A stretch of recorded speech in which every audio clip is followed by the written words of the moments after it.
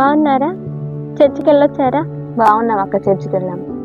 ప్రభువులలో పాల్గొన్నారా? Sunday ఏందక్క? మేము 31st నైటే తీసుకున్నాం. 31st రోజా? 31st ఏమైనా సండేనా? 31st రోజు అయిపోయింది అక్క. ప్రతి మంత్ లో లాస్ట్ సండేలో ఉంటుంది.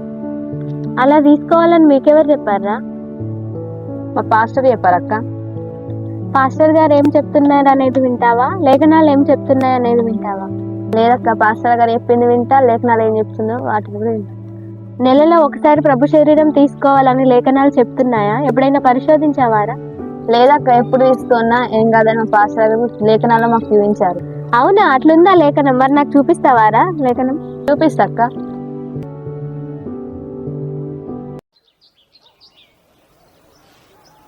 లేఖనాలను పరిశీలించి అసలైన సత్యం మీద తెలుసుకోవడానికి ఆనందంతో అంగీకరించి పిలువగానే మా ఇంటికి వచ్చినందుకు చాలా సంతోషంగా. ప్రభు బల్లలో ఎప్పుడైనా పాల్గొనొచ్చు అని మీ మాస్టర్ గారు మీకు తెలియజేసిన లేఖనాలను గురించి నాకు కొంచెం వివరిస్తావారా? ఓకే అక్క, ఈ విధంగా మనం కూడి డిస్కషన్ చేయడం నాకు చాలా సంతోషంగా ఉంది. మా పాస్టర్ గారు చెప్పిన వాక్యం మీకు వివరిస్తాను. అపోస్తల కార్యం 2వ అధ్యాయం 42వ వచనం చూసినట్లయితే, వీరు అపోస్తలుల బోధయందును సహవాసమందును రొట్టె విరుచుట యందును ప్రార్థన చేయుట యందును ఎడతెగక ఉండిరి. ఎడతెగక ఉండిరి అన్నారు. ఎడతెగక అంటే మేము కంటిన్యూగా ఉన్నాం, కంటిన్యూగా జరిగిస్తున్నాం.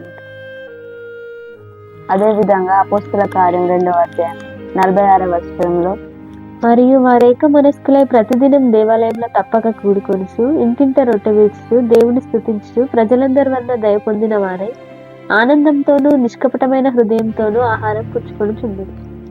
చూడండి అక్క, అక్కడ ప్రతి దినము దేవాలయంలో తప్పగా కూడుకొనుచు ఇంటింట రొట్టె విరుచు దేవుని స్తుతించు ప్రజలందరి వలన దయ పొందిన వారై ఉన్నారని వాక్యం చెప్తున్నాం. మనం అక్క ప్రతిదినం కూడుకోవడం ఈ రోజుల్లో సాధ్యం కాదు. కాబట్టి ఎవరికి నచ్చినట్టు ఆదివారం రొట్టె విరుచడం జరుగుతుంది. మా పాస్టర్ గారు అయితే ఎప్పుడైనా మీరు తీసుకోవచ్చు అని చెప్పారు. అందుకే మాకు నెలలో చివరి ఆదివారం ప్రభువులు ఇస్తారు, మేము తీసుకుంటాం అక్క. వివరించిన దాంట్లో నుండే నేను మరికొంత సమాచారం మీకు ఇవ్వాలనుకుంటున్నారా? అపోస్తల కార్యము 2వ అధ్యాయము 42-46 లేఖనాలు. ఇక్కడ వీరు అపోస్తలుల బోధయందు సహవాసమందు రొట్టె విరుచుట యందు ప్రార్థన చేయుట యందు ఎడతెగక ఉండిరి. రొట్టె విరుచుట యందు ప్రార్థన చేయుట యందు ఇవన్నింటిలో ఎడతెగక ఉన్నారు అనేది లేఖనం సెలవిస్తుంది. ఎడతెగక ఉన్నారు అంటే వారికి నచ్చినప్పుడు ఎప్పుడో ఒకప్పుడు అని అర్థం కాదు. అదేవిధంగా 46వ వచనంలో, మరియు వారు ఏక మనస్కులై ప్రతిదినం దేవాలయంలో తప్పక కూడుకొనుచు ఇంటింట రొట్టె విరుచుచు దేవుని స్తుతించుచు ప్రజలందరి వలన దయ పొందిన వారై ఆనందంతోనూ నిష్కపటమైన హృదయంతోనూ ఆహారం పుచ్చుకొనుచుండిరి. ఇక్కడ ఎడతెగక రొట్టె విరుచుట యందు పాల్గొన్నట్టు మనం 42లో చూడొచ్చు. 46లో వారు ఏక మనస్కులై ప్రతిదినం దేవాలయంలో తప్పక కూడుకుంటూ ఇంటింట రొట్టె విరుచు వచ్చినట్టు లేఖనం చెప్తుంది. ప్రతిదినం దేవాలయంలో కూడుకోవడం జరుగుతుంది జనులందరూ, కానీ రొట్టె విరవడానికి ఒక ప్రత్యేకమైన సమయం అంటూ ఉంది. దాని కొరకు వారు ఇంటింట కూడుకోవడం జరిగింది. ఇప్పుడు ఈ కాలంలో ఉన్నట్టు ప్రతి ఊర్లో మందిరాలు ఉన్నట్టు ఆ కాలంలో లేవు. యెరూషలేము దేవాలయం ఒకటే పెద్దది ఉండేది. ఎవరికి వీలు పడ్డప్పుడు వాళ్ళు జనులు వెళ్ళి ఆ దేవాలయాన్ని దర్శించుకొని దేవుణ్ణి ఆరాధన చేసి వచ్చేవారు. పర్టికులర్గా రొట్టె విరవడానికి వారికంటూ ఒక సమయం ఉండేది. దాని కొరకు వారు దేవాలయానికి వెళ్ళడం సాధ్యపడదు కాబట్టి ఇంటింటా కూడుకొని రొట్టె విరిచేవారు. రొట్టె విరవడానికి ఎవరికి నచ్చినట్టు వారు నిర్ణయించింది కాదు. పర్టికులర్గా దేవుడు ప్రవక్తలను అపోస్తలను ప్రేరేపించి ప్రత్యేకమైన సమయాన్ని కేటాయించాడు. కానీ ఇప్పుడు మనం చదువుకున్న ఈ 2 లేఖనాల్లో కూడా పర్టికులర్గా ఒక సమయం అంటూ ఇక్కడ ఇవ్వబడలేదు. ఎప్పుడు రొట్టె విరిచారనేది పర్టికులర్ ఇక్కడ లేదు.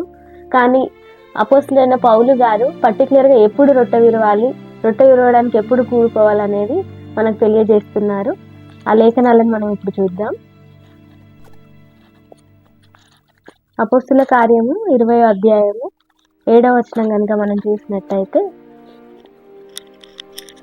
ఆదివారంలో మేము రొట్టె విరుచుటకు కూడినప్పుడు పౌలు మరునాడు వెళ్ళనయింది వారితో ప్రసంగించుచు అర్ధరాత్రి వరకు విస్తరించి మాట్లాడుచుండెను. అంటే ఆదివారంలో మేము రొట్టె విరుచుటకు కూడినప్పుడు అని ఇక్కడ లేఖనం చెప్తుంది. అంటే ఆదివారం అనేది వారు రొట్టె విరవడానికి కేటాయించుకున్న సమయం. ఆదివారంలో వారు ప్రత్యేకంగా రొట్టె విరవడానికి మాత్రమే కూడుకున్నట్టు ఇక్కడ లేఖనం మనం చూడవచ్చు. ఇది ఒక లేఖనం మాత్రమే కాకుండా దీన్ని బలపరిచే మరొక లేఖనం మనం చూద్దాంగా.